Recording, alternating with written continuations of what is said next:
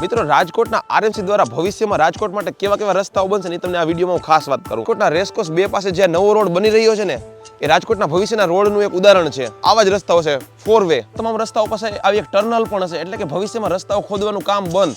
આ જે ટર્નલ હશે એની અંદર જે કહું સ્ટ્રક્ચર લગાવેલું છે સ્ટીલનું, કે જેમાં અલગ અલગ જગ્યાઓ છે. અહીંયા મતલબ માની લો કે ઇલેક્ટ્રિસિટીના વાયર હશે, નીચે કદાચ ટેલિફોનના વાયર હશે, એનાથી નીચે કદાચ ગેસની પાઇપલાઇનો હશે. તો મતલબ કે ભવિષ્યમાં છે ને પછી ક્યારે રોડ તોડવો જ નહીં પડે અને ઇનફ જગ્યા હશે જ્યાં કારીગર બેસીને કંઈ રિપેરિંગ પણ કરી શકે. અને ટોટલી આખી ટર્નલ આખા રોડ ઉપર આવી બિછાવેલી હશે અને સાઇઝ રોડના સાઇઝ પ્રમાણે ટર્નલની સાઇઝ પણ બદલે છે. આગળ જતા આ જ ટર્નલ કદાચ અંદરથી ટ્રક પસાર થઈ જાય એવડી ટર્નલ પણ બનાવેલી છે. તમે જે લાઇટિંગ લગાવેલી છે ને એ જોઈ શકો છો કે આ એક લાઇટ છે ને એ આમ વિરુદ્ધ દિશામાં લગાવેલી છે. આમાં છે ને સાયકલિંગ કે વોકિંગ માટેનો એક પાથે બનેલો છે. આમાં જ ભૂગર્ભ ગટર પણ છે.